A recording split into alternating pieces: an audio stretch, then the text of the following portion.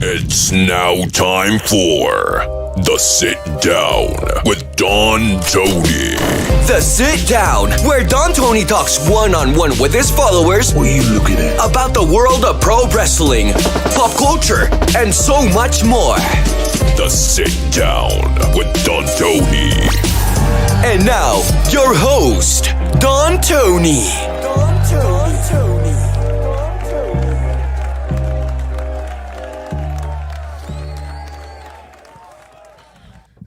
I legitimately think that we got to keep this show just for that intro. Just for that intro.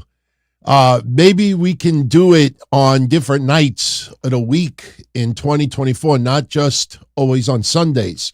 If it warrants it and there's some big news going down in the world of pro wrestling, we can hit that sit down anytime we want. So that's something we're going to have to think about in 2024 because there's a couple of things are going to be changing soon. So can't give out all the dirt as of yet because I am not even 100% sure what is going to happen next. But I want to welcome everyone to the sit down. It is December 17th. Yeah, because next week is Christmas Eve. I will not be streaming next Sunday. I will be at my wife's parents' house. They're Ecuadorian. They got this tradition at every Christmas Eve at midnight is when you open gifts. You get a little bit older. The last thing you want to do is not only be up at midnight, unless you're, doing what apparently goes on quite often in the villages. If you tune into yesterday's show, oh my God, the feedback on that. But especially outside the house. So next Sunday, I will be at their house like, oh God, is it midnight yet? Is it midnight yet? Is it midnight yet? So, but New Year's Eve is up in the air. May do a live stream. I don't see why not. We've done it the last couple of years. Turnout has been okay. So that's still on the table. Absolutely. But I hope everybody's having a good weekend. 2023 is almost over. 2 weeks from now, we'll be done. And 2024, a new year, a new start for a lot of people, a reset. If you followed the last 24 hours between Disco Inferno and Tony Khan, you know what I'm talking about. A lot of you have been commenting about that. My honest take on it, Tony Khan does not like Disco Inferno, and especially at Disco Inferno has a large following out there. It pisses him off even more and vice versa. My honest take on it, everybody has a right to their opinion.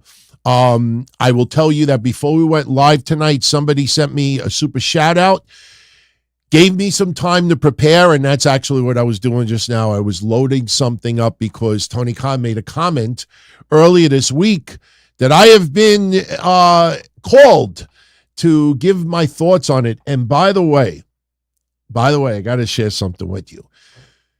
It is not 100% definite. I have to listen to it. I have to send Kev the clip. I have to have him listen to it and see what he thinks about it. But get a load of this. Anybody who follows me on Twitter, and we'll get into the sit down any second, but trust me, you'll appreciate this story. Anybody who follows my Twitter knows I posted a little announcement a few days ago. I have an old external hard drive. I don't get rid of anything. Some people may call me a hoarder, so to speak. I probably admit that. But I had a blue Maxtor hard drive. That company's been out of business, I think, since 2004. And that hard drive has been sitting in my garage since probably 2005 or 6 around. Actually, no, 2008. And I have boxes of shit just sitting in my garage, sitting in my storage area, just sitting there for years and years and years. So I got off my lazy fat ass about 3 weeks ago, and I found the hard drive. I figured maybe there's some old shit on there that I forgot to put online, and we'll see. Maybe there's some hidden gems, maybe some old porn that I need to delete case I ever see. My biggest fear is if I die and my wife's still around, she may go into my hard drives to try to snoop around. Like, did he have any hidden secrets? I have no hidden secrets, But, I might have some old porn legal from 20 years, 15 years ago that, I probably would not want to get busted with. I mean, if I'm long gone, I don't give a shit. I'll be looking down and be like, But anyway, I didn't have a plug for the hard drive. Couldn't find the power plug. So I've been searching on eBay. I found somebody selling one about 2 weeks ago. I bought it, got it delivered last week. And a little less than a week ago, I plugged the hard drive into the computer. Lo and behold, I found the entire 2006 year of the Minority Report, found the entire 2007 year, found most of 2008, including the night that myself and Joey 924 went at it, which has been offline since the night that incident went down. No commercials, original recordings. And I was like, holy shit, here's 100+ episodes that I thought were gone for the last 17, 18 years, and I got them all. And I put even a couple little clips on Twitter to show that, I'm not bullshitting. Well, there's an episode from 2007. And back then, we did calls. Every week we did calls, hour and a half worth of calls, sometimes 2 hours worth of calls. And it got to a point where the same people were calling in all the time. And it got, nothing against those people, but people started complaining like, I'm sick and tired of hearing the same people call in every week. And then a lot of times towards the end, people would just call in just to call in and really had nothing to say. There's a guy that called in 2007 by the name of Tony. Sounds like he's in his early 20s, late teens, talking a little bit about WWE, a little bit about the indies, TNA especially, and I swear to God, I think it's Tony Khan. I kid you not. I don't want to put the audio online yet because if it's not Tony Khan, I don't want it to come across as clickbait. Clickbait is something I will never do to any of you guys out there. But I was listening through some of the old episodes because there's some wild shit on these episodes. Wild shit. This is when Crime Time first came in and they were using the stereotypes of, guys from the hood that are black that steal stuff. And we kind of had a field day with that. And guy called in, Tony, and it sounds just like Tony Khan. I don't know if it's him. I want to send the file to Kev first, let him hear it. And if he thinks, yeah, I think that is Tony Khan, we're going to put that shit online and see what everybody has to say about that. I will tell you this. There's nothing controversial about the call. Talking a little bit about TNA, Kurt Angle, Samoa Joe. There was something with Sting. I don't remember exactly what was said. I was just, listen, when I skimmed through these episodes, I played them on like 1.5 to 2 times the speed because, I be doing it for weeks. I have to kind of like scrub the episodes to make sure if I put something online in 2023, people don't lose their shit over it. But I think it is Tony Khan. I think Tony Khan used to call into the Minority Report and the Don, Tony, and Kevin Castle shows. So we will see. We will see. But all right. Okay. Oh, no, I didn't say there's not anything wrong with porn. It's just, it's kind of embarrassing. Let me put it like this. If my wife croaked before me, and she had her little tablet and laptop, I probably, even if the files were before we met, I would kind of be like a little annoyed if I saw like, all this like male porn in her hard drive. I would be like, ooh, you are a fucking pervert. So I don't know. Maybe it's just me. By the way, if you haven't checked it out yet, I got off my lazy ass yesterday and put it up as a separate file online. This was the conversation that we had yesterday regarding Liv Morgan's arrest in Florida. And the funny thing is, I could see the analytics for it. And I could see the average duration. I could see where people sometimes will cut off. And as soon as we started addressing a lot of people online who were altering and leaving out some very important aspects about her arrest, people were turning it off. And that's very, very telling because you're starting to see this more and more, that the IWC, if they really like someone, they will twist it, mold it, conveniently leave things out to make somebody appear better than what they are. Did you see how fucking fast news sites were coming back and saying Liv Morgan has no heat with WWE? I didn't think she would have heat. She really didn't do anything wrong, but it's just like damage control. But if Liv's name was somebody else's name, something tells me that, the same scenario, but with a different person in the car, would have been handled much differently. And we called out those sites yesterday that were leaving out some very, very important words, but it is what it is. This is 2023. This is the world that we live in. It's not just wrestling. It's everything in life, period. And kind of gets me, angrier and angrier. But I do have confidence that there's enough of you out there that want to be told the truth, and you make your own determination how you feel about it. When people hide very important aspects of what happened with Liv, about crossing that line multiple times, driving reckless. That was all omitted from people's stuff. I love Liv Morgan. She's absolutely a doll. And I think that she just made a stupid mistake, and I don't think she should have been arrested over the synthetic stuff. I gave you my reasons yesterday. But because people can't just give you the facts and let you make your own educated decision, they have to nudge you. They have to nudge you a certain area, like, let's make sure that this person, feels extremely awful for Liv Morgan. And that's dangerous, because now you're starting to see that there is a boatload of people that do that shit.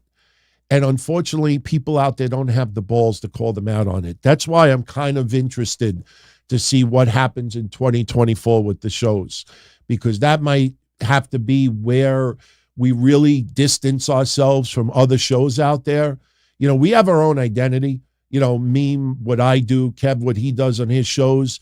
And, when we come together and do shows on occasion, we have our own, direction, our own style. And that might need to be amped up on steroids a little bit, just to show the bullshit that's going out there. That may be what the agenda of 2024 is, but we will see. So it is 8:15 p.m. This is the sit down. What is the sit down? Very simple. I show up with nothing. It is the lazy show. Everybody who's live dictates what we talk about tonight. If you have a question, you post it in the chat, I will answer it. You have a comment you want me to share with everyone, I will share it. Spread it around. Some people want me to spend 30 minutes on, themselves, which is very, very nice and everything. But for everyone else out there, it's a little unfair.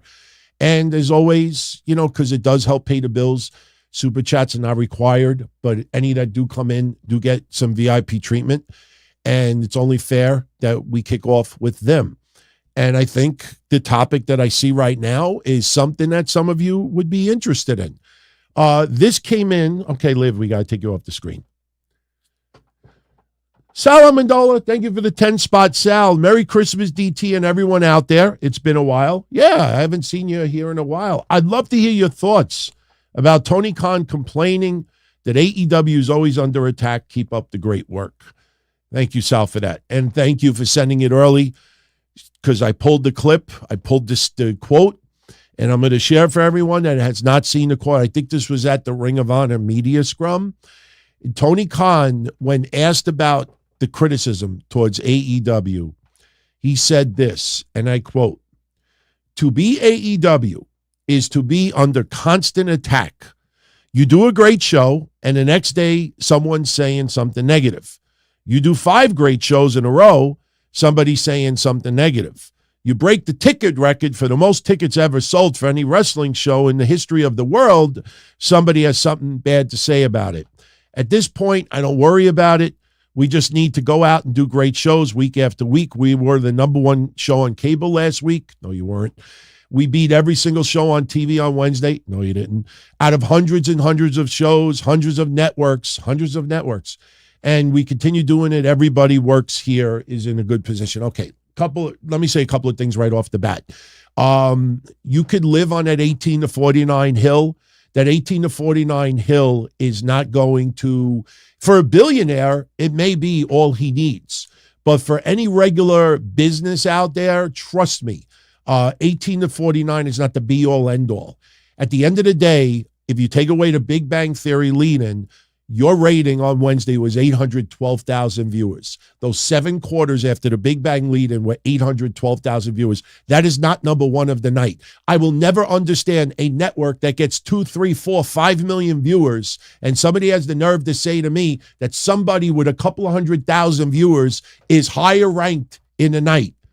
You know, that's just ridiculous. To turn around and make a comment like that without specifying 18 to 49 demo, you make a statement like that, people are like, wow, they were the most watched show on TV.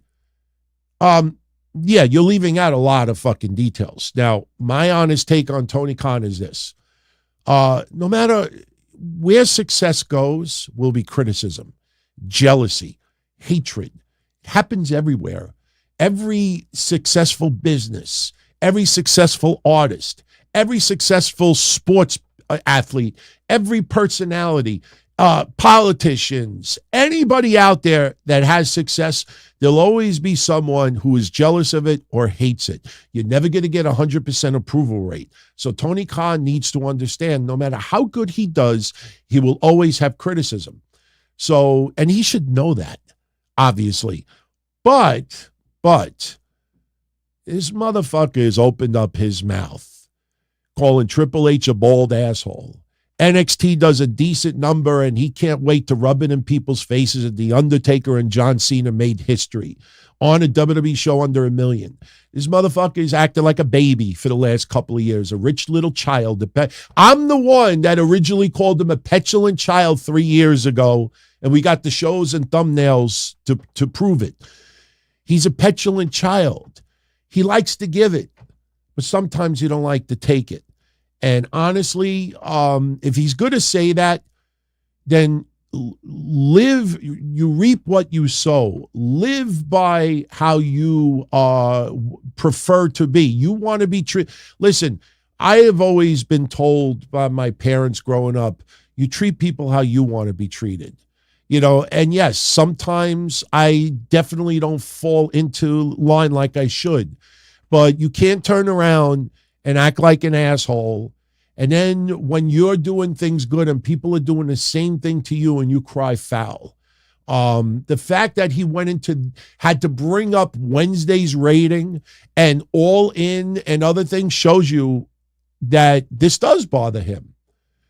Because if it doesn't bother you, say, look, you know, the more success we get, the more good stuff we get, you know, the more we're going to be criticized. You know, I'm used to it. I take it and we move on. We only concern about ourselves.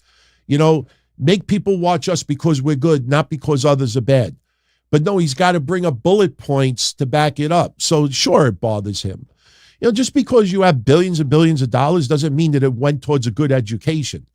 You know, Tony Khan is a good guy, but loves wrestling and will invest and lose millions, hundreds of millions when everything is said and done probably because he's a wrestling fan.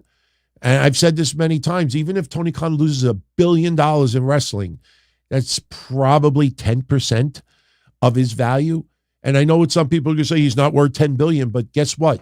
When money comes in, you know, it's not always just wrestling. It's the Jaguars. It's his other companies. It's investments, the soccer company. They got money coming out of their ass. So he can lose tens, hundreds of millions of dollars. And, you know, the AEW is still alive and well. The reason why Tony Khan never, you know, always says that I will never step down, because who in their right fucking mind, other than another billionaire with no wife, no husband, no kids, very little responsibilities, is going to turn around and buy AEW when AEW is losing tens of millions of dollars a year? If I'm looking to go into the wrestling business, why would I inherit a company that has more payroll than revenue coming in? Who the fuck is going to buy it? The only way you buy it is like what WWE did with WCW, pennies on the dollar. So Tony Khan has got this great business, but he's spending more than what's coming in. And for a billionaire, that's not a publicly traded company, that's fine. If AEW is a publicly traded company right now, you think Merrill Lynch and all these investors out there would be investing all this money in the company and be like, we're not making nothing. What kind of dividend do you think they're going to give? A Sting autograph? You know, when you have to, this is why AEW will never be a publicly traded company. And this is why Tony Khan will never sell AEW for a big profit, because anybody that inherits it is going to open up the books and be like, ah! The fuck? Fucking, you know, everybody could say, oh, they grossed 150. I love these people that spend weeks coming up with graphs saying that AEW is projected to make 150. And guess what? They don't have access to the books. They're looking at total tickets. They don't know how many were given out. They don't know how many was sold. They don't know if people bought merchandise. They don't know how much was paid out. These people spend weeks and weeks and weeks. And guess what? At the end of the day, they don't have the story. Oh, we estimate. Why don't you just ask Tony Khan, how much money did you make in 2023? How much did you make? Let Tony Khan fucking answer the question. People spend weeks. Let me guess how much MLW made last year. Let me spend all this time. They don't know. Nobody fucking knows. And yet, they never talk about how much is being spent out. Because they don't know. They don't know. So, I don't know. It's funny how some people spend their time. Seriously. Okay. By the way, I wanted to mention this before. I wanted to shout out Kelly Rosa. Kelly lives in Ontario, Canada, and Port Franks to be exact. And she wrote that publicly, so I don't want anybody to think I'm giving out private information. They have an AEW Collision event coming to Ontario on March 30th, and they have a radio station in London right now, London, Ontario. For the past week, every single day, they're giving away 4 tickets, and the winner has to just guess a theme song correctly for AEW. I mean, my honest opinion on it is this, and look, here's where I defend AEW. Get people in the door. This is nothing new about giving out, blocks of tickets. We always called it blocks of tickets. Because guess what? If I got free tickets to go to a concert, to go to the circus, to go to a baseball game, to go to a basketball game, to go to AEW, to go to WWE, to go wherever, and I got the tickets for free, and I show up in that building, well, guess what? I didn't have to go into my wallet to buy those tickets. So I might have money to buy a program, to buy a shirt, to buy food. I could spend money elsewhere. I always felt, get them in the door and maybe they'll buy something. My father owns an Italian deli since March of 1982. And I will never forget it. And I've told this story before. I worked for my dad in 1982. And believe it or not, my mother, who makes the most incredible fried eggplants, eggplant cutlets. I still remember in 1982, my mom was frying tons of these batches, and my father was selling them over the counter just to get as much money in as possible. But for the first couple of weeks that my dad was open, my father was giving away samples of so much shit for free. Come in for free, come in for free, come in for free. Because the idea is get them in the door, then they might buy something. I've told this story about my insurance business. I don't mind admitting it here. I don't care. People could look it up. I don't know if it's still online anymore, but when I started my insurance business in 1998, and it's still open to this day, I did a promotion in a local newspaper here called The Wave. And I told everybody in the neighborhood that give me a copy of your policy. Let me run a quote. Let me see if I can match your car or your home insurance policy. And in return, you'll get a free scratch-off ticket. Just for bringing your policy in, you get a free scratch-off ticket. I did that in 1998. I had about 500 people between Ozone Park and Howard Beach and Far Rockaway come in for quotes. And people were like, give me my scratch-off ticket. Some people, I beat their quotes and they didn't switch to me. They just wanted a scratch-off ticket. I get a letter in the mail from the New York State Insurance Department that they want to investigate me. And when I called them up, I said, what did I do wrong? And they said, well, you're committing, and they told me the violation. Now, if anybody out there, and they don't really do it much anymore, but you ever go to like an insurance broker over the years and they give you like a free calendar or a free pen? They give you like almost nothing, and you're like, wow, what a cheap bastard. What the fuck am I going to do with this little paper calendar? That's because there's a law, especially here in New York, that you're not allowed to give out to someone anything more than $5 in value. You understand? Now, I don't know what the value is now. I don't give shit for free anymore. But back in 1998, even though the scratch-off tickets were only $1, because somebody could win $10,000, it had the potential of being worth more than $1.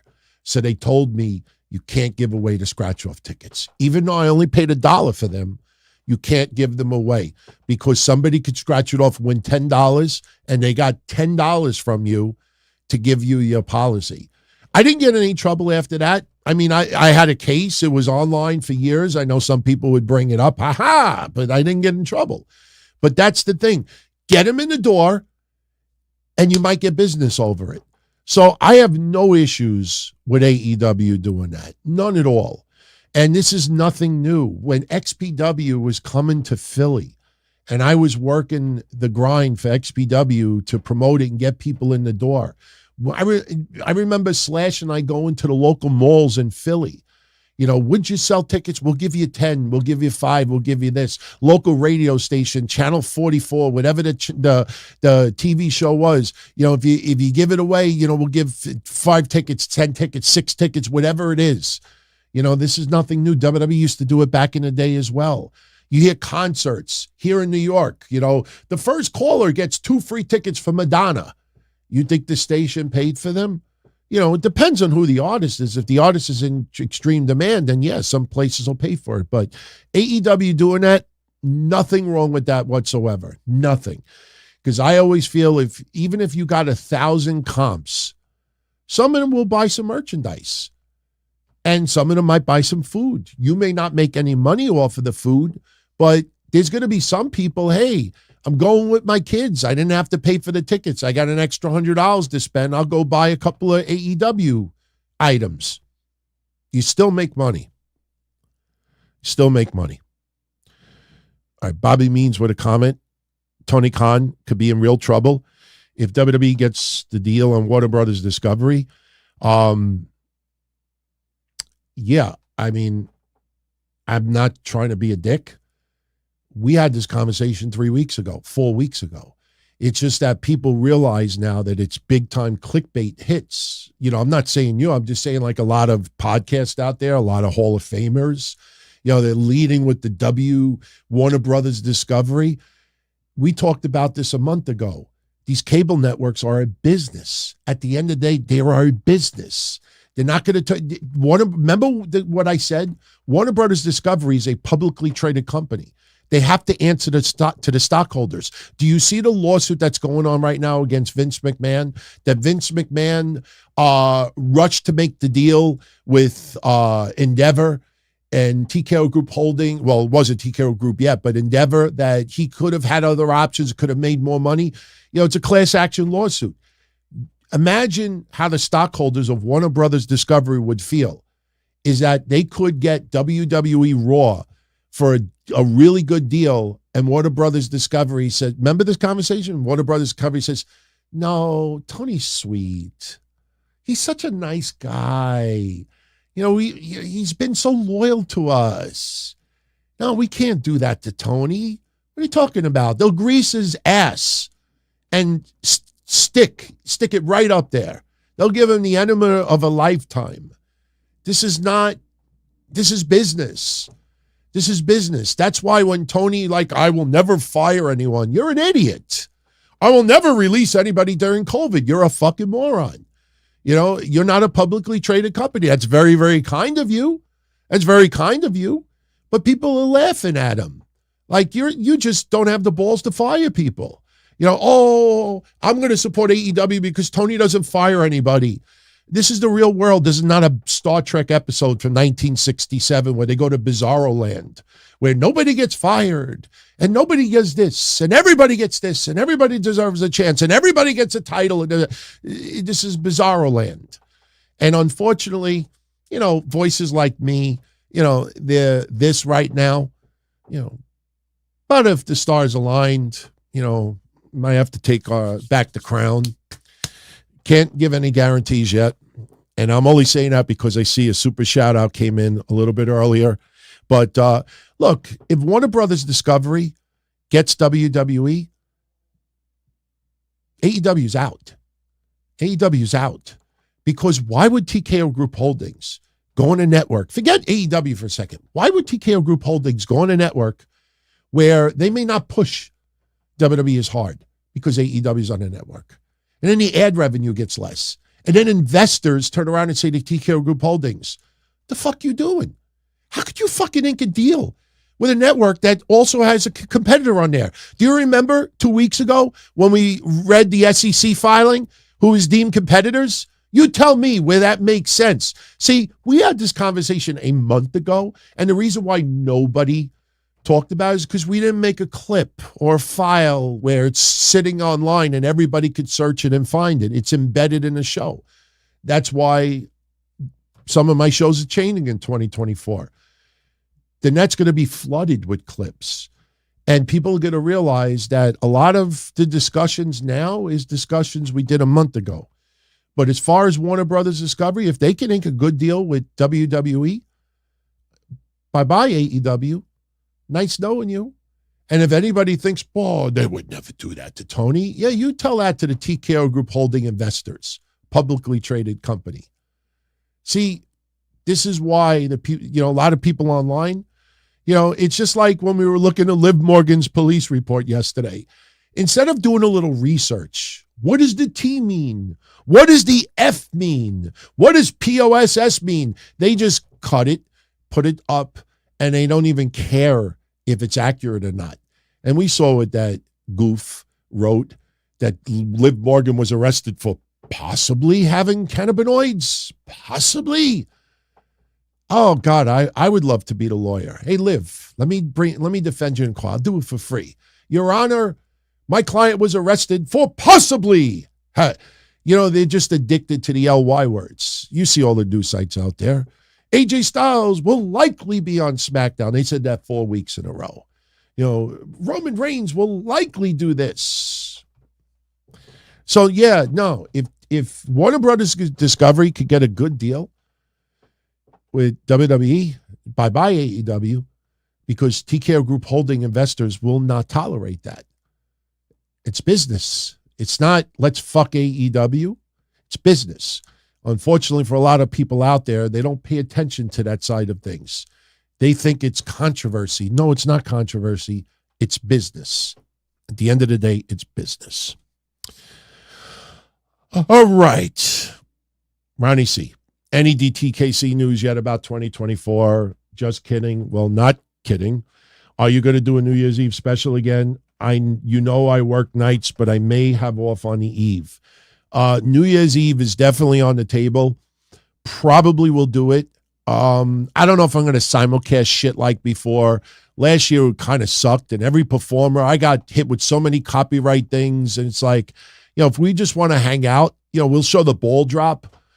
You won't see my ball drop, but we will see the ball drop. In fact, I actually almost bought something on Amazon. It's a little like New Year's ball, and you actually program it, and it actually will go down at the strike of midnight. I was going to get one and put it in the background. Do I look red?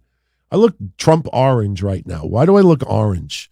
That happened the other day. I gotta fix this. Give me 1 second. It's just a quick slider. That's better. I look like I have high blood pressure right now. But no, New Year's Eve is definitely on the table. I'll let everybody know by next week. As far as DTKC, he's talking about something that I talked about on Patreon.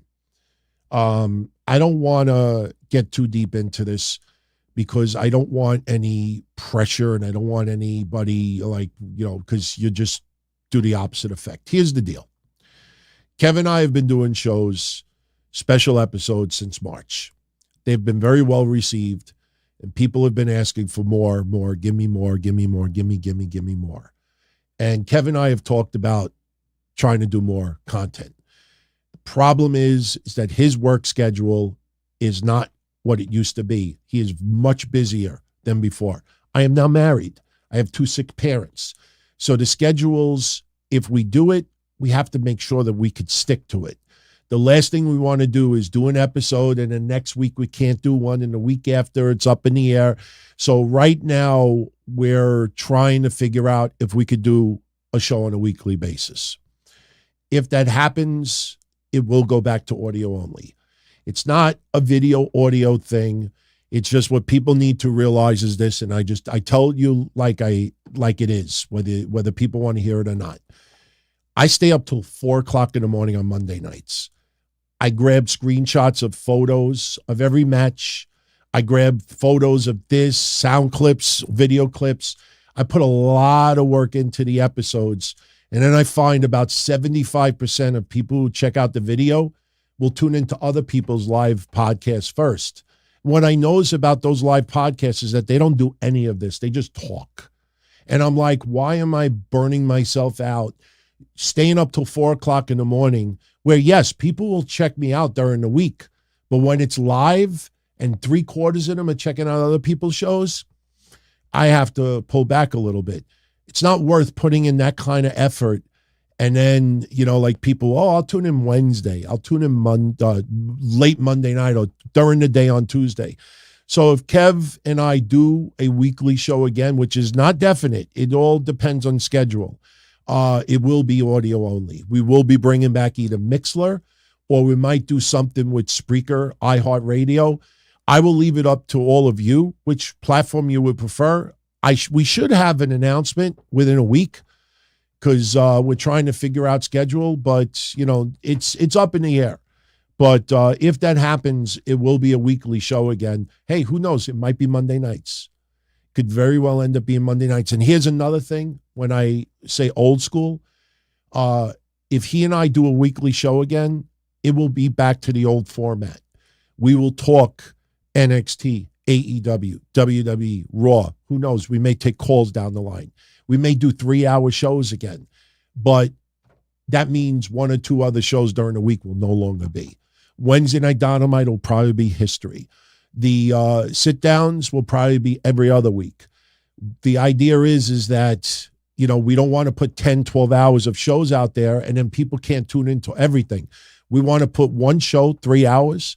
This way, during the week, everybody could take in those 3 hours. When I look at all the old episodes that people have been asking for that I started putting on Patreon, which is only fair to them, it's only one show a week.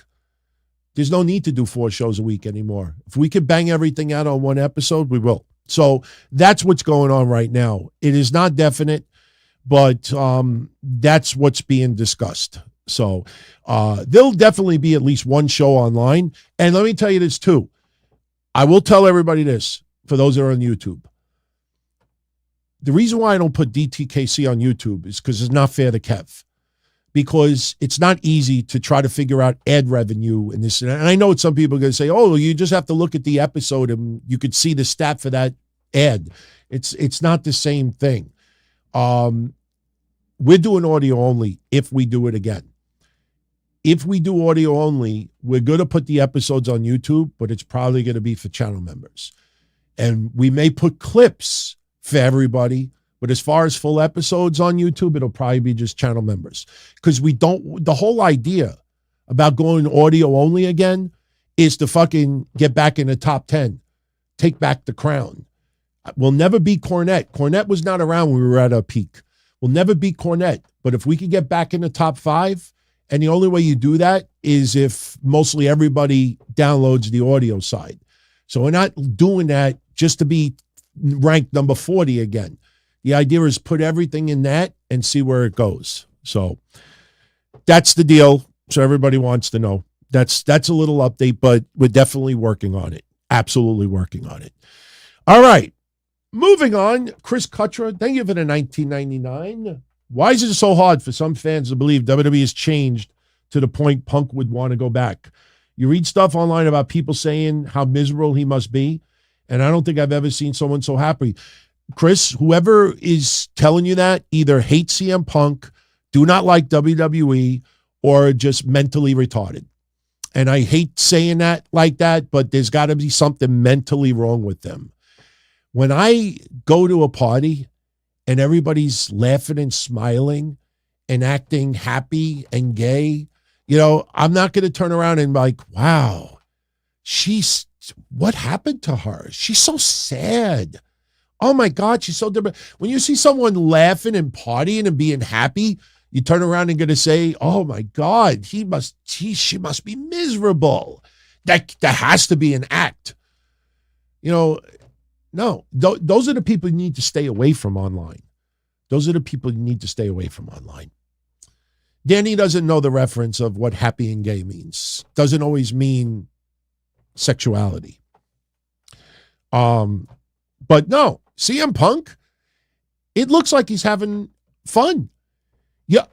Oh, this is awesome. This is awesome.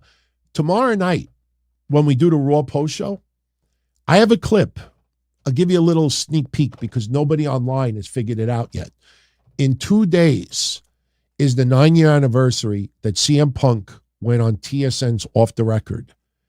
And Michael Landsberg is trying to get CM Punk to admit if he would ever go back to the WWE. And the screenshots that I got from when I did the history episode, CM Punk's looking away. He's drinking coffee. He's acting like a dick to Michael Landsberg. But the anniversary of that interview is 2 days from now. Tomorrow, when I play a clip from it, it's fascinating to see how CM Punk felt in 2014 and what's going on today. It's pretty cool, but that'll kind of answer what you're saying right now. The people out there that think that CM Punk is not having fun right now, I don't know what that's based on. It's got to be based on just stupidness. There's nothing to base that. I think we said that even before he signed with WWE. That, remember when I said that CM Punk is like a dog? That if you're not assertive to the dog's going to pee everywhere and rip up all your shit and just shit all over the place. But if you have a master that's a little bit stern, that won't tolerate the dog stuff, that why does the dog behave so well with you? He comes over to my house, he fucking shits on the blinds. You're like, that's because he knows he ain't going to get away with it with me. I'm not abusing the dog, but you ever see that? Or even a kid? The kid, oh, why he behaves so well for you. He comes over my house and he's breaking my windows. CM Punk, it looks like he needs that, that organization, just everything about it. But for anybody to think that he's not having fun right now, sure, he might be making crazy money, but it looks like he's legitimately having fun right now. And you can't criticize that. Even if you don't like the guy, you have to admit that since he's been back, I think the reason why people do that, Chris, is because of something that we said back when the incident happened with Jungle Boy back then, that people will say to themselves, remember when I said, what happened? Where's this CM Punk been? Like, you remember about 2 weeks ago, I said, do a Google image search. Type in CM Punk AEW. Type in WWE 2023 CM Punk. Almost every photo you will find of CM Punk in AEW does not have a smile on his face. You go to the WWE side of it, and almost every picture he's smiling. And it looks authentic. That's a glaring difference. And there's a lot of people who are very, very upset, like, why didn't we get this CM Punk? Where did this CM Punk come from? And that's just because I think he's having a good time. Thank you, Chris. Marco Meticoli, not related to Louis Spiccoli. How about Drew is champ?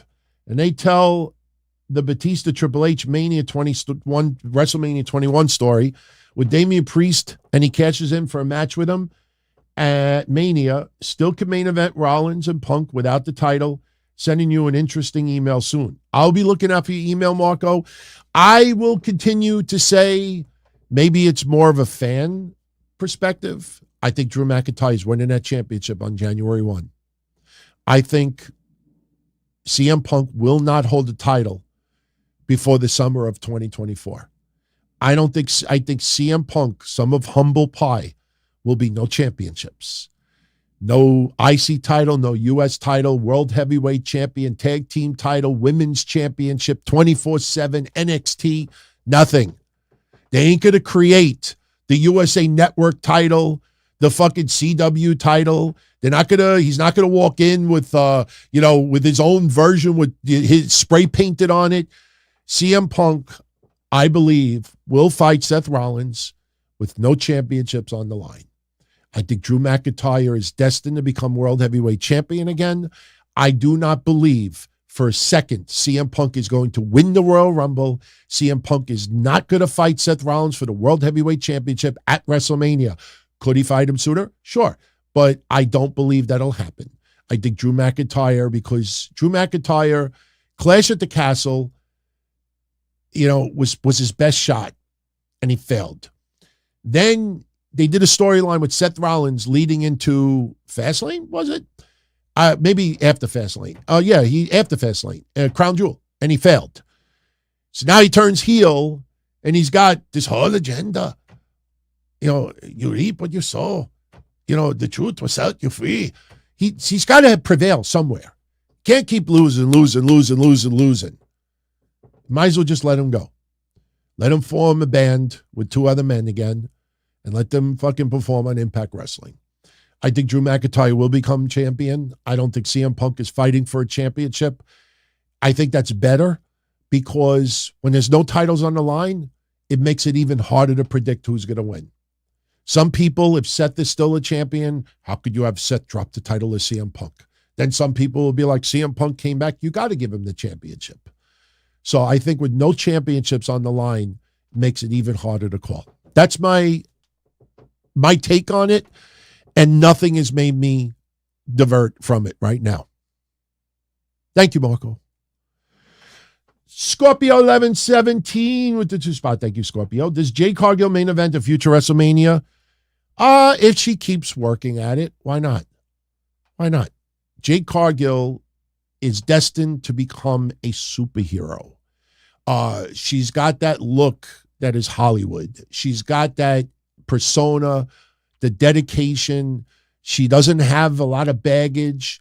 There's a lot about Jade Cargill that could become bigger than a sports entertainer.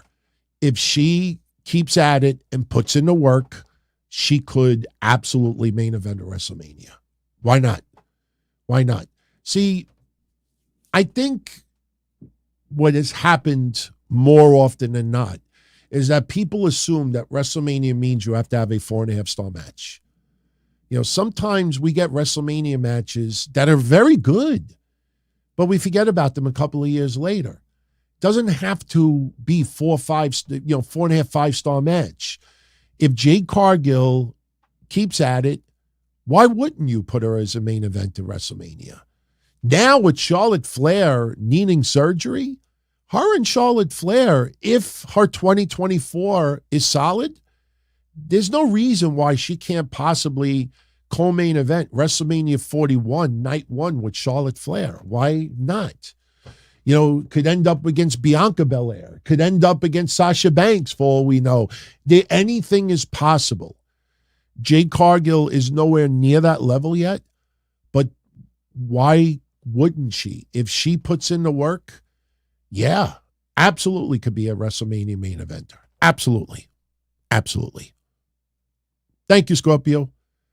Mr. Rube Dog, bring back breakfast soup with Mish. I appreciate the 5-spot, Mr. Rube Dog, but that will not be happening. I have not talked to Mish since the night that he left here, and that conversation will not be had.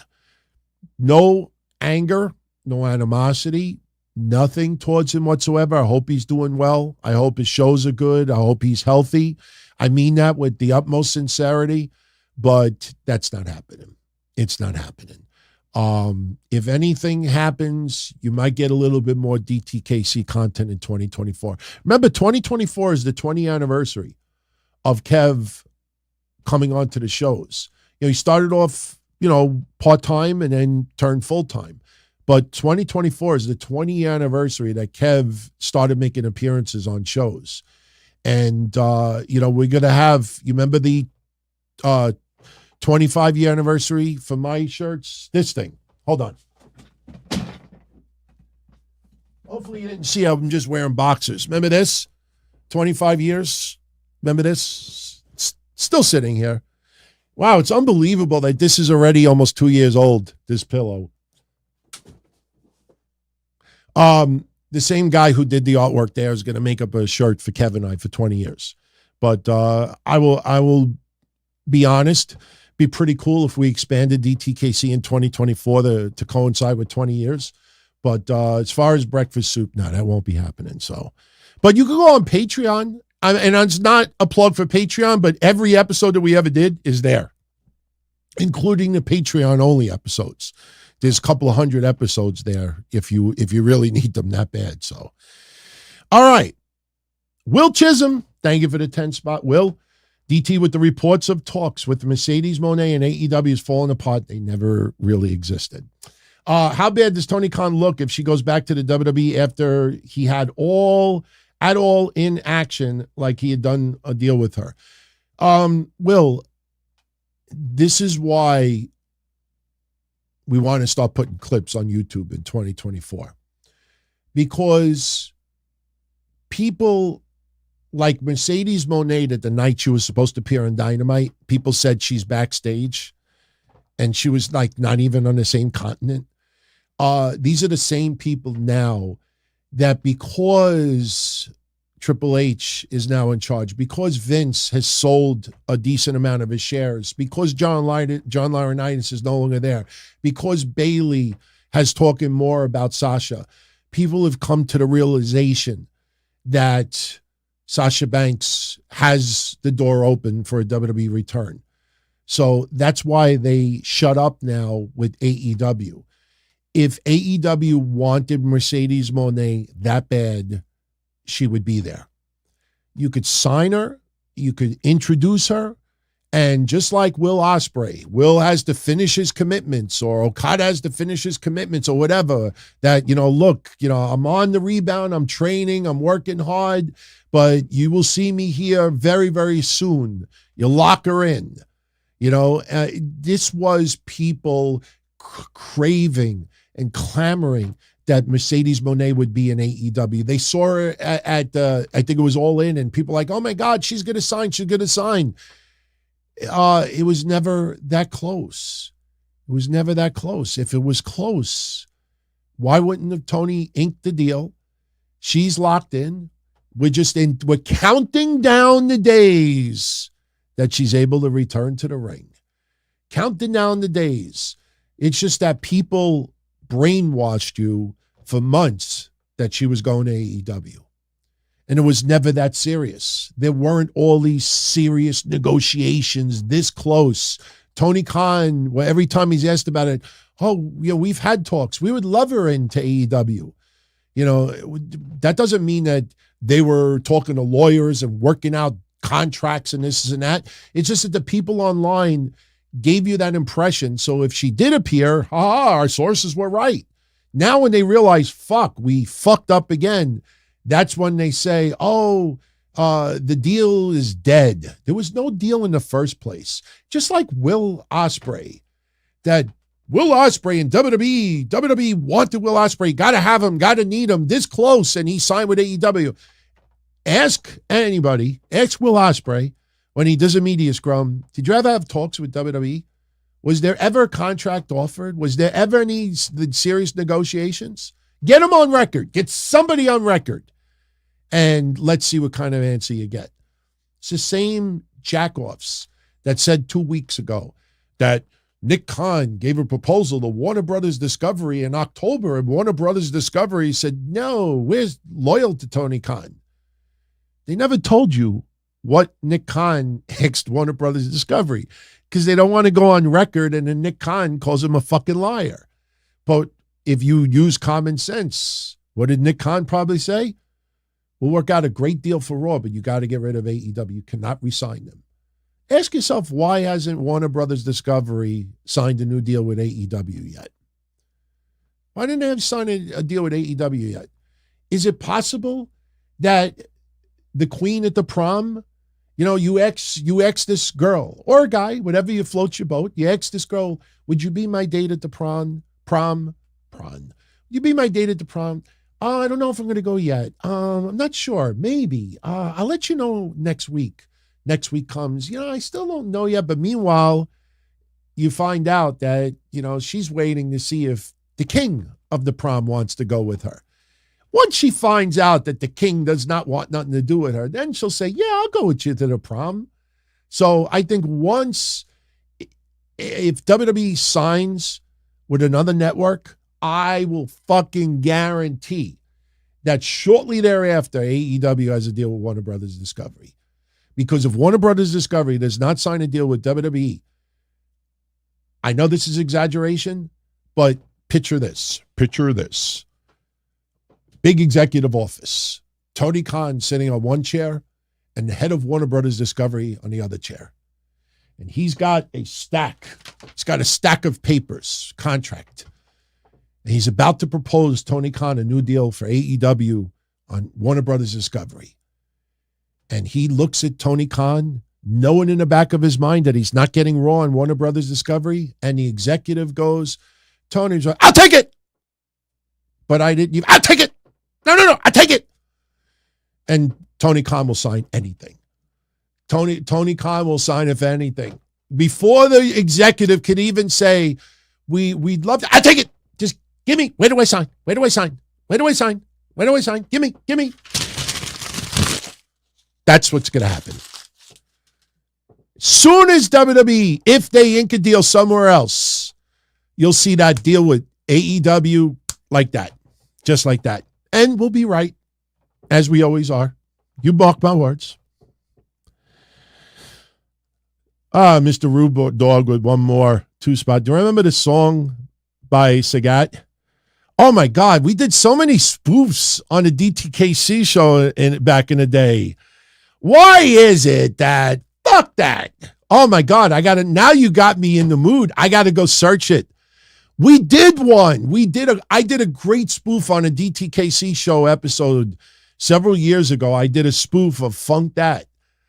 First, it was Fuck That. And then the radio stations could not air it that way, so they changed it to Funk That. Why is it that every time I go to a club, somebody with saggy tits always wants to buy me a drink? Funk That. That song was awesome.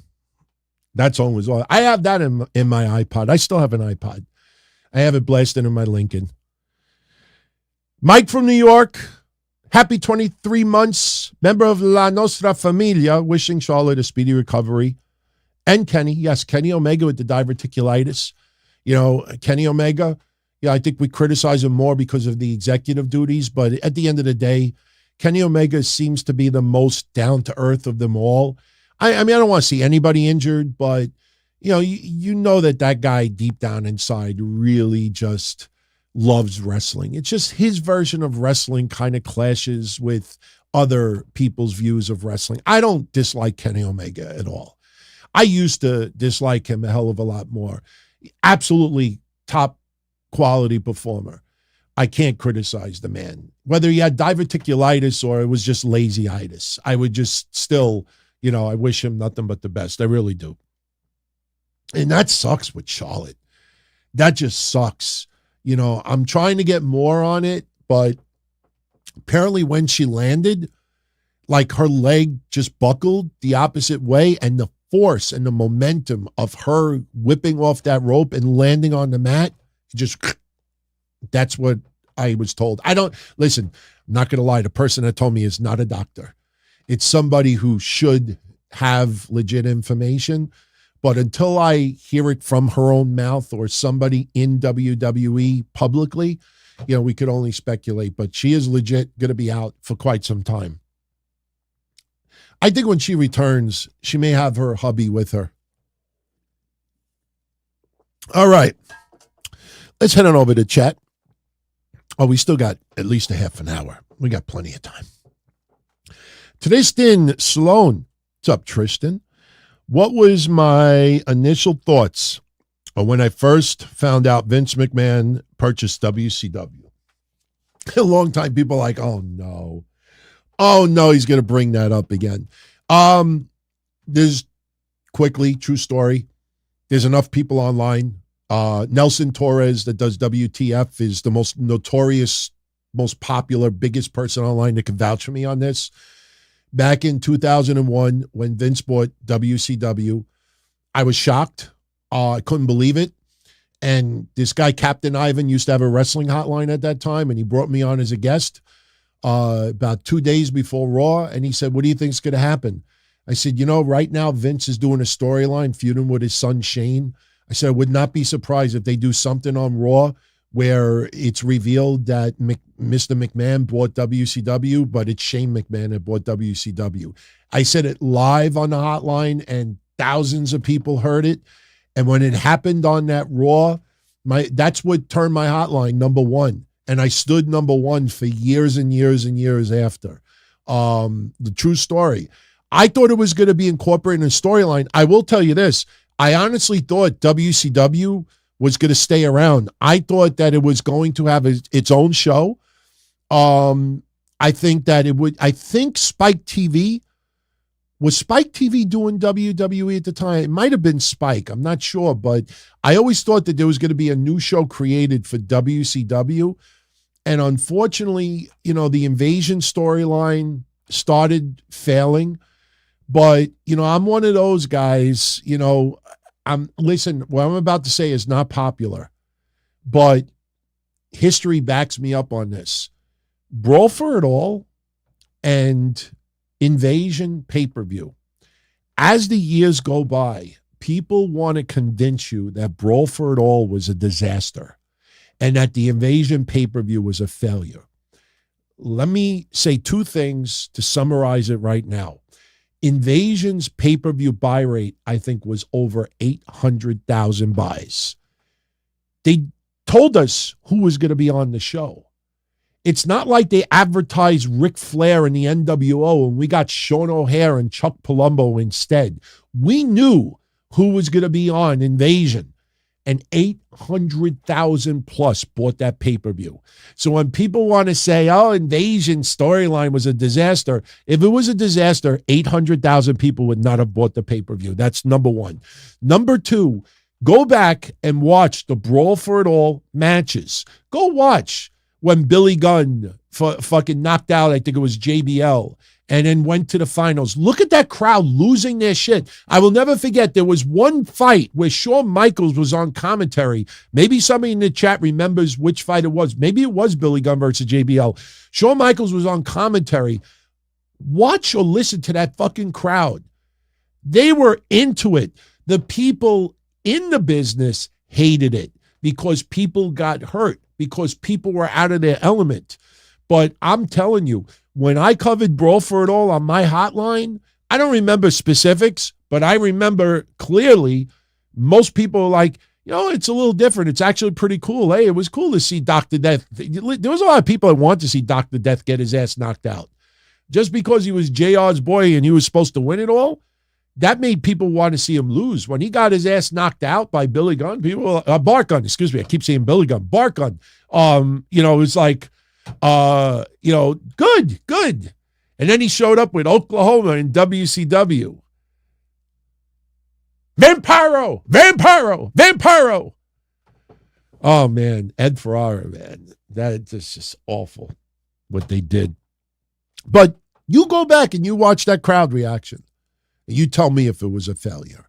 For the business, the people behind the scenes, yeah, that was definitely a mistake. But for us fans, we got into it, man. It was pretty good. All right. William M. with a comment. Love what you do. Your show's got me through some very dark times. Thank you. Major salute. I appreciate that. Believe me when I tell you, that is one of the nicest compliments anybody's ever given me. I've gone through dark times. I still go through tough times.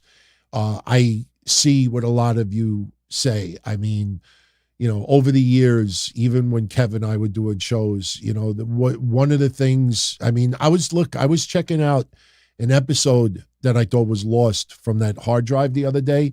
And there's a guy that was in the Navy, was on a ship, calling us live from the ship. And you hear all these sailors in the back. And it was not a lie because, the guy backed it up at that time. And he was admitting how depressed he was, being away from his family and everything, and hanging out and tuning into the shows live on the ship was one of the coolest things that helped him get through it. When I put those shows up, people will remember it. But not trying to compare, people's issues, but the one that'll always get me to this day, there was a guy that went through a tornado. I don't remember if it was Florida or if it was Texas or Florida. I don't remember. Maybe Louisiana.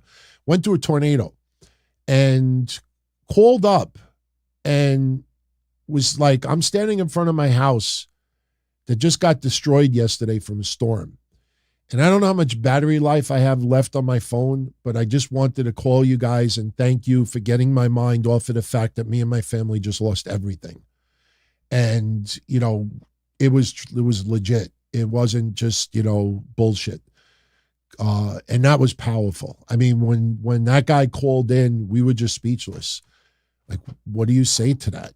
So believe me when I tell you, if I could I act like an asshole sometimes here. Sometimes my humor pisses people off. I mean, it's not intended that way, but as long as somebody gets a little laugh, you'd be surprised how many people got angry yesterday at some of the stuff I said about Liv, about, her crossing the double yellow line because the chicken crossed the road. You look at the chat room response and everybody's laughing their ass off. Some people get angry at some of the most ridiculous things. If I could help someone get their mind off their problems for a little while, that's probably the nicest compliment you could give. And the reason why I started doing this is get myself through dark times. When I started this in 98, 1997, what am I saying? Right before ECW's pay-per-view.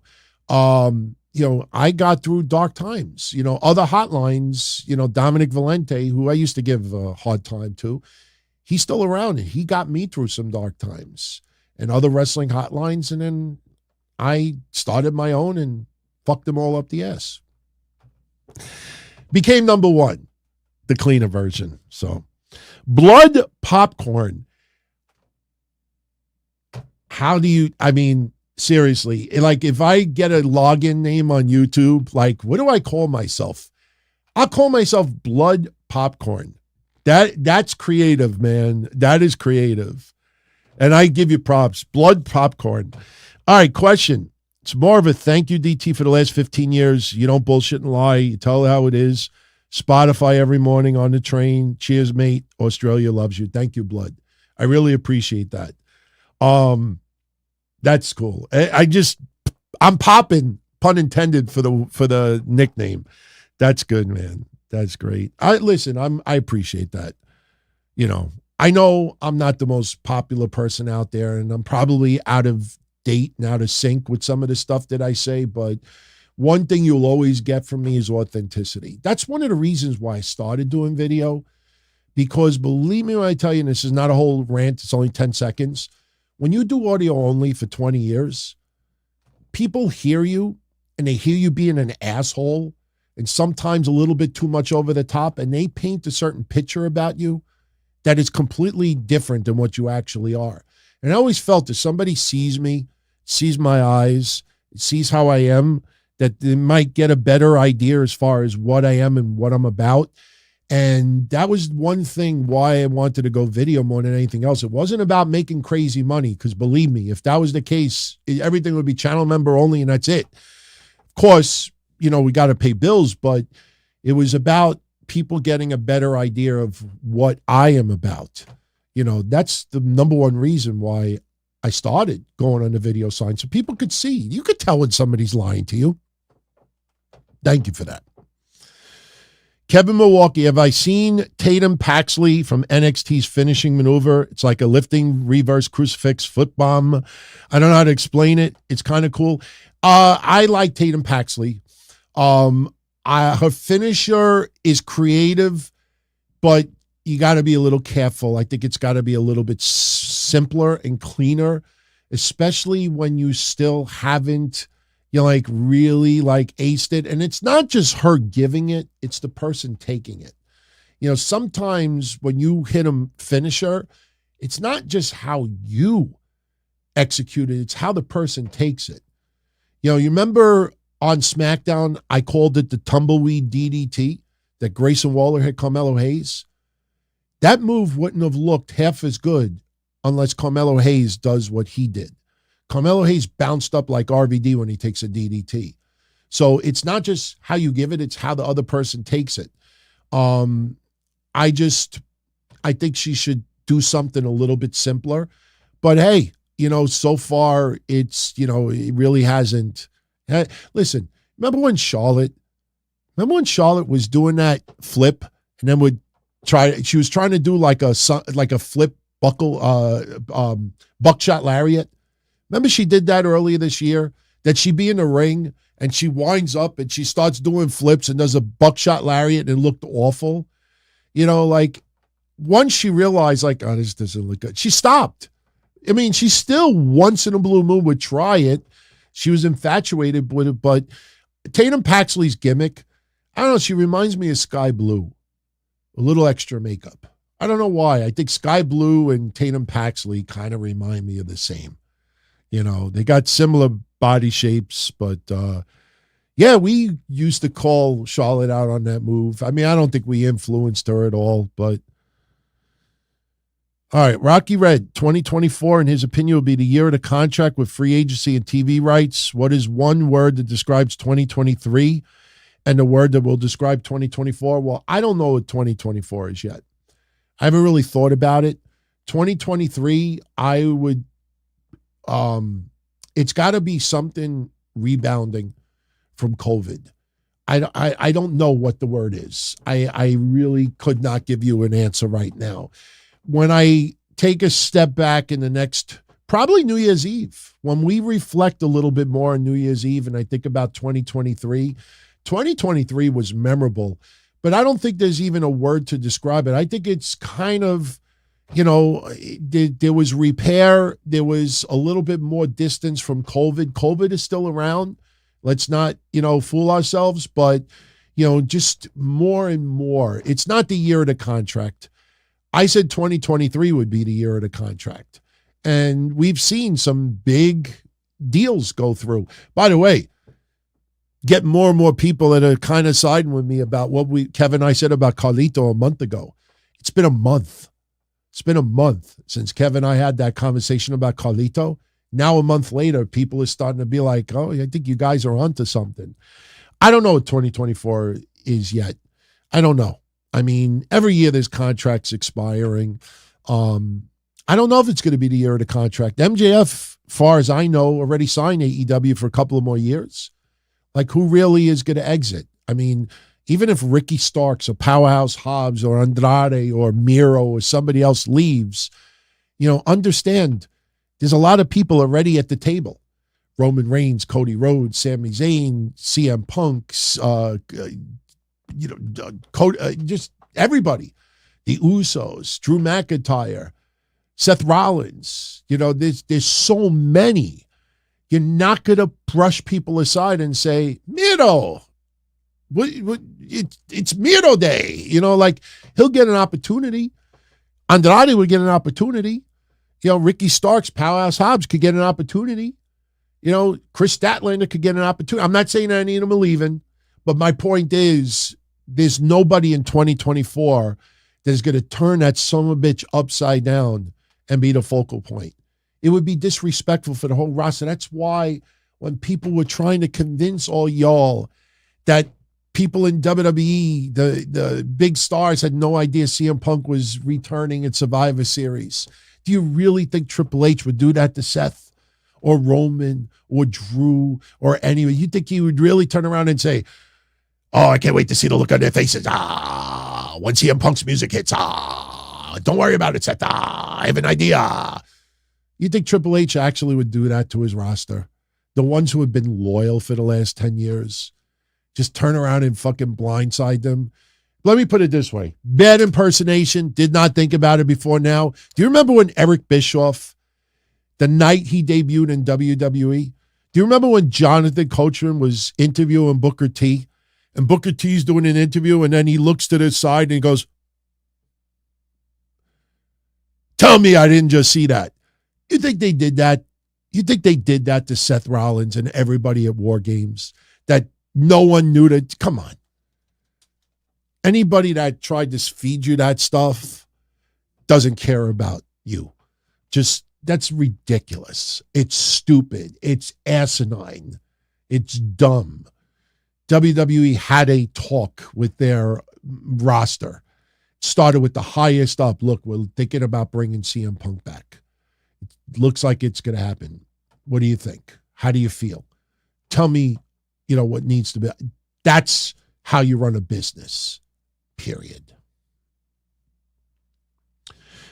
Steve, Barbie, if Sasha comes back at the Rumble, will that guarantee Raw to Warner Brothers Discovery?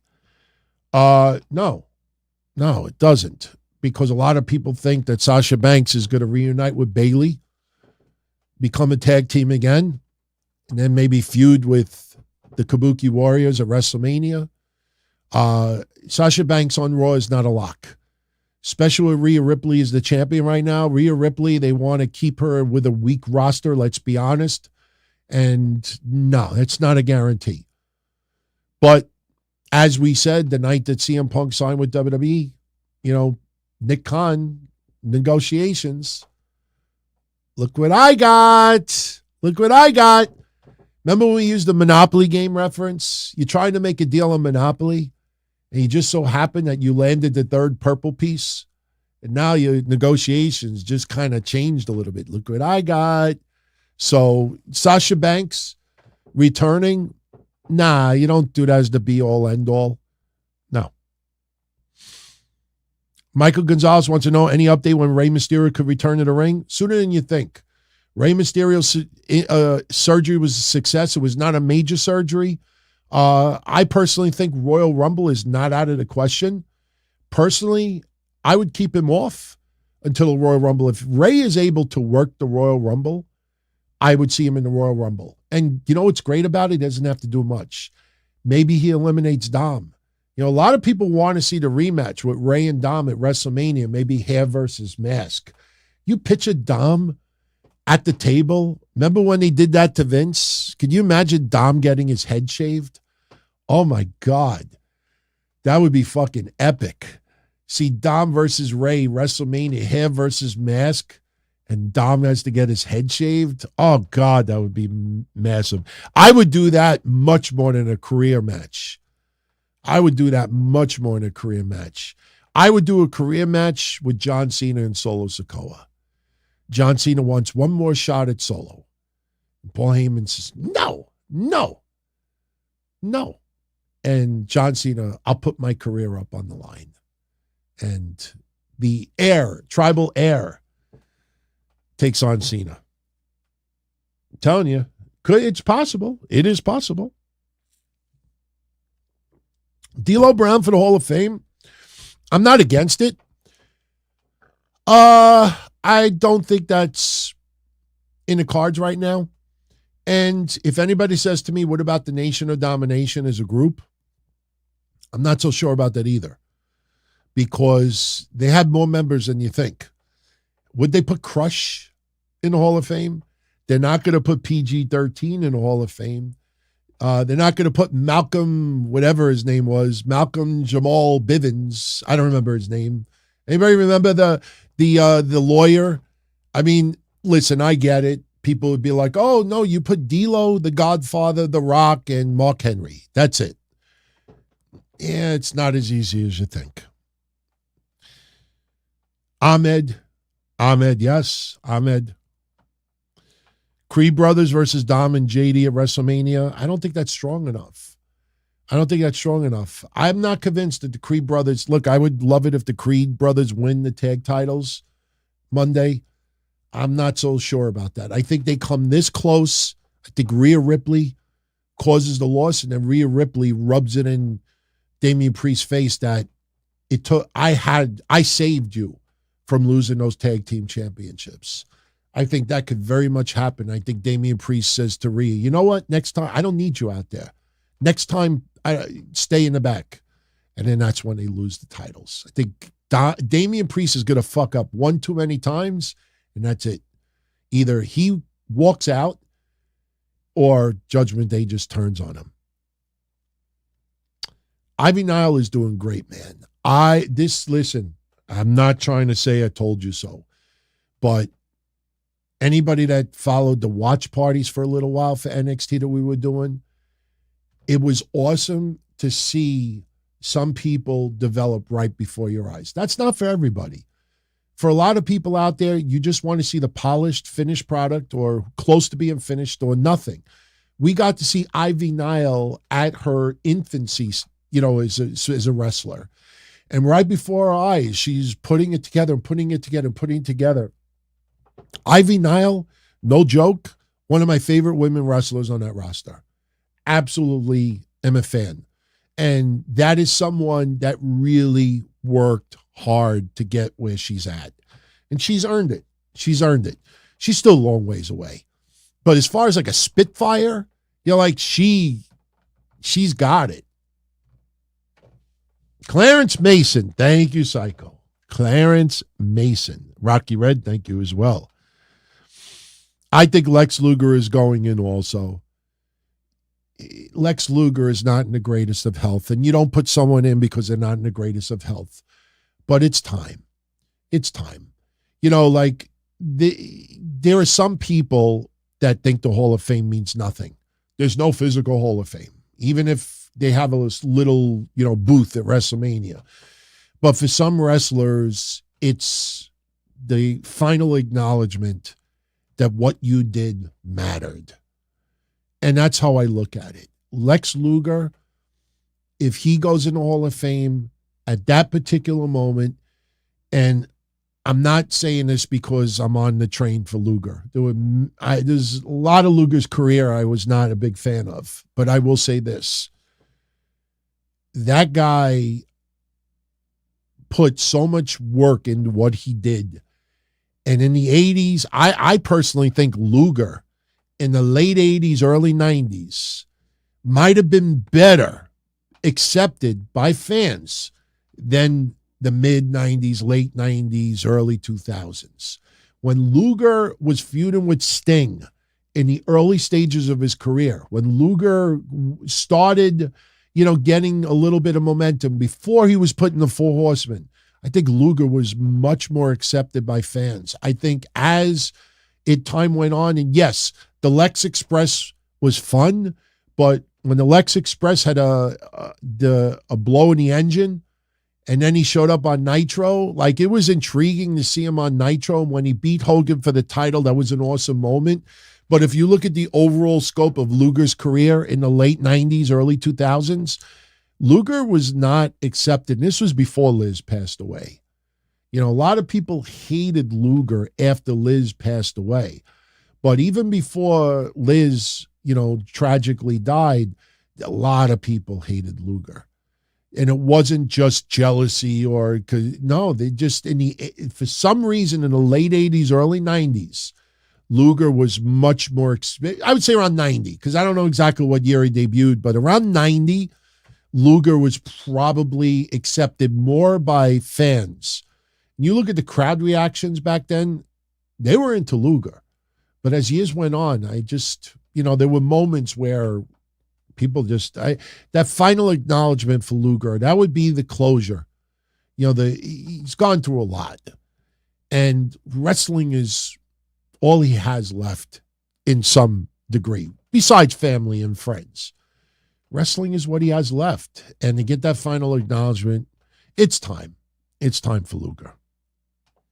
Do not put Liz in the same Hall of Fame as Luger.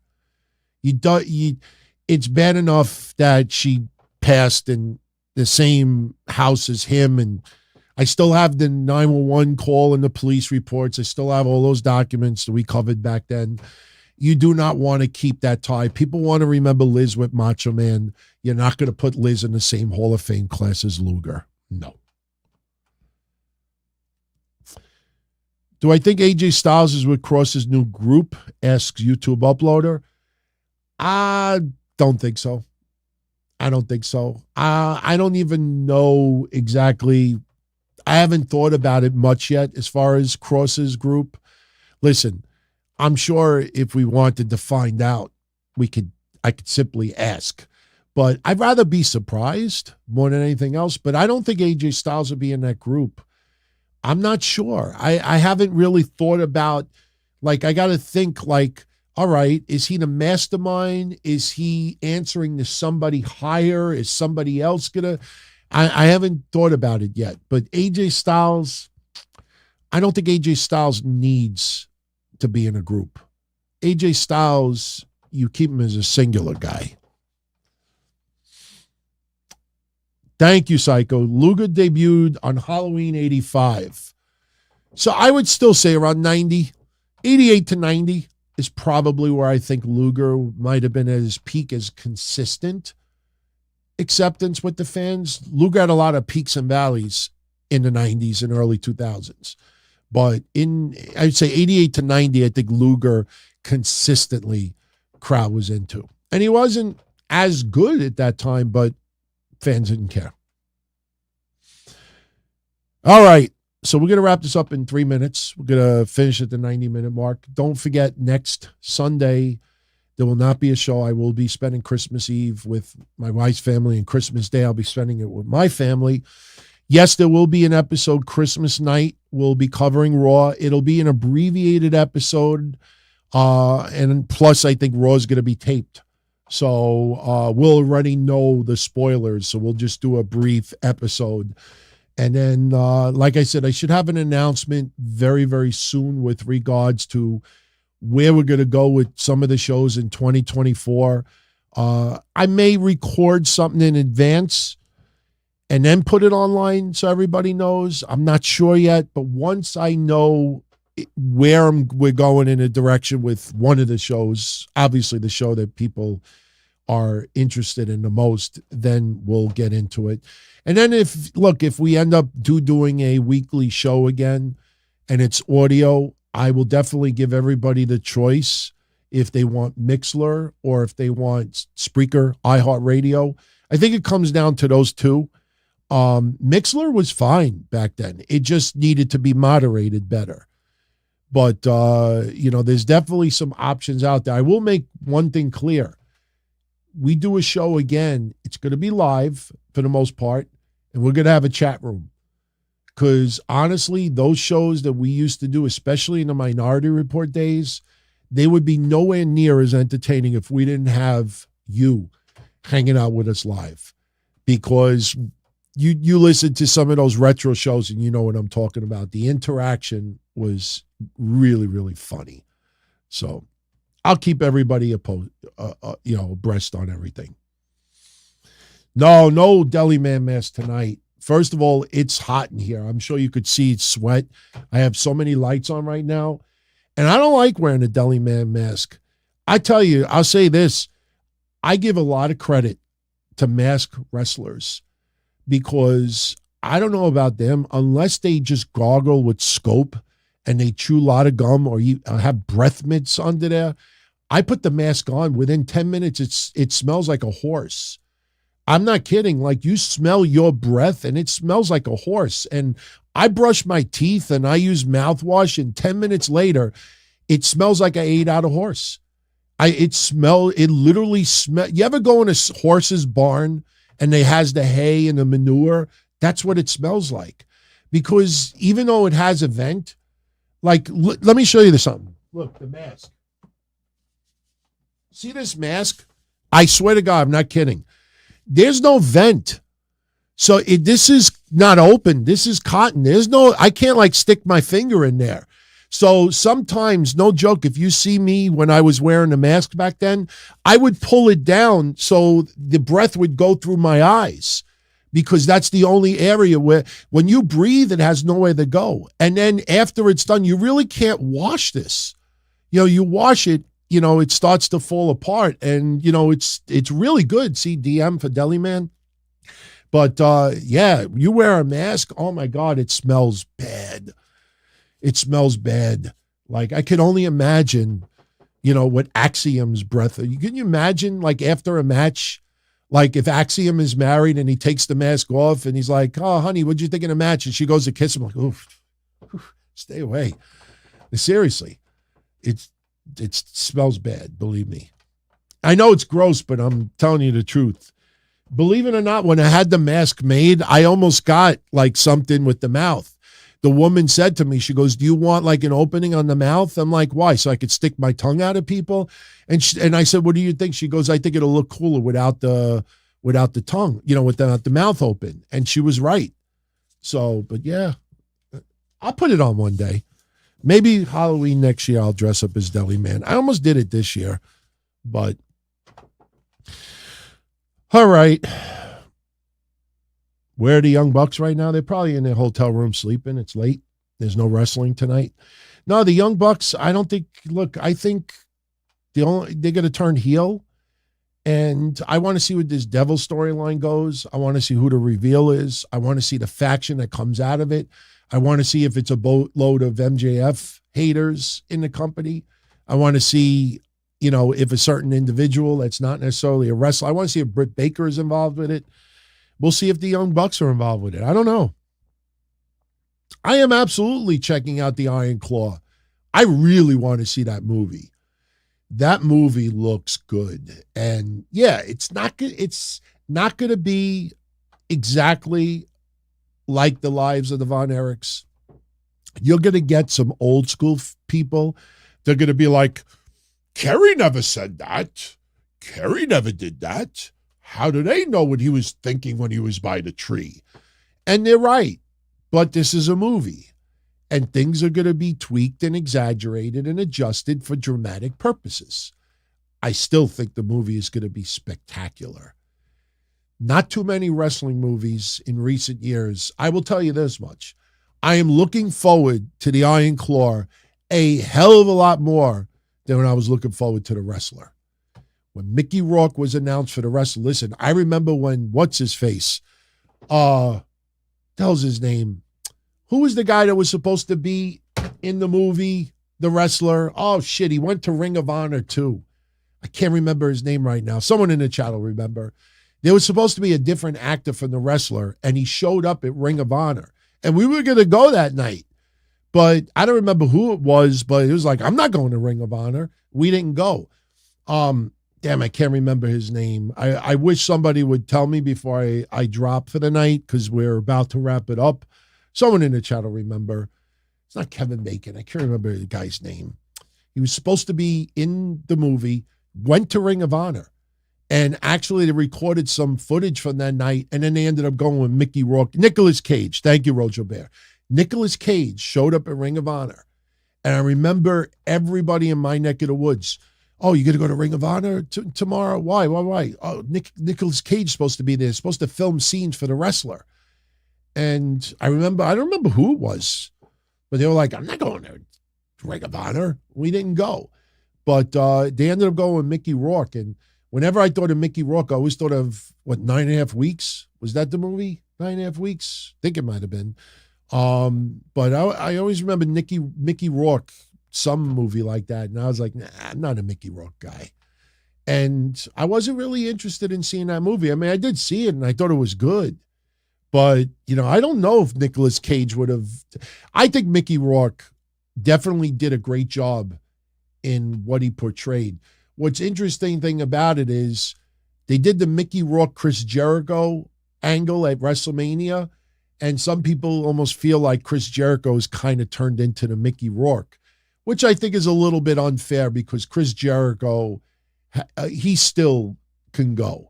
I mean, he's not what he was 10 years ago, but Chris Jericho could still go. I think that's a little bit of a stretch. But All right. Let me jet out of here. I want to thank you all for joining me as always. I'll put this back afterwards.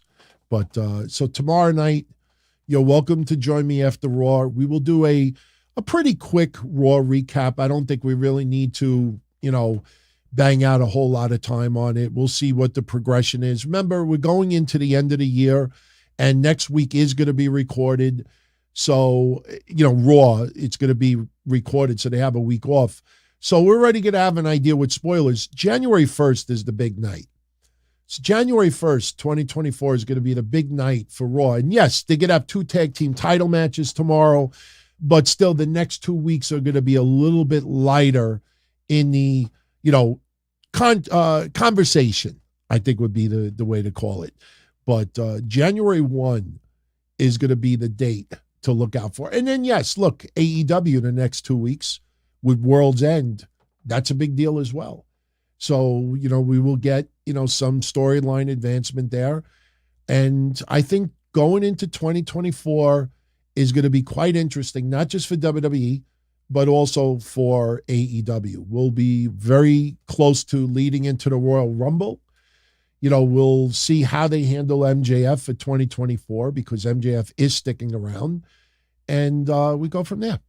But much love, everybody. Have a good rest of your evening. If you enjoyed the show, you know what to do. If you're not a subscriber yet, always consider subscribing. I would freaking love if we got to 40 or 50,000 subscribers in 2024. Realistically, I don't see that happening, but still, it's kind of like a vanity number more than anything else. But as long as you enjoy, the shows, I appreciate it. And definitely looking to make things a little bit better next year. But I'm going to jet out of here. You all have a good rest of your evening, and I'll catch you all again Monday night after Raw. Good night. As far back as I can remember, I always wanted to be a podcaster. For me to live any other way was nuts. To me, those goody-good people who worked shitty jobs for bum paychecks and took the subway to work every day and worried about their bills were dead. I mean, they were suckers. They had no balls. If I wanted something, I just took it. I ran everything. I paid the bills. I paid the host. I even paid the masked maniac. Everybody had their hands out. Everything was for the taking. We always called each other good fellas. You would always hear from somebody. You're gonna like Don Tony. He's all right. He's a good fella. He's one of us. But if you're part of my crew, nobody ever tells you they're gonna get rid of you. It doesn't happen that way. There weren't any arguments or curses like in the movies. See, your haters come with smiles. They come as your friends, the people who've claimed they care the most for your life. And now that's all over. And that's the best part. Today everything is different. There's lots of action. I don't have to wait around for everything like everyone else. Oh, I didn't get the vaccine? Fuck you, vaccine me. Oh, your delivery guy has COVID? Fuck you, feed me. Right after I moved here, I ordered egg noodles and ketchup, and I got spaghetti with meat sauce. I'm no longer an average nobody, while they get to live the rest of their lives like a bunch of schnooks.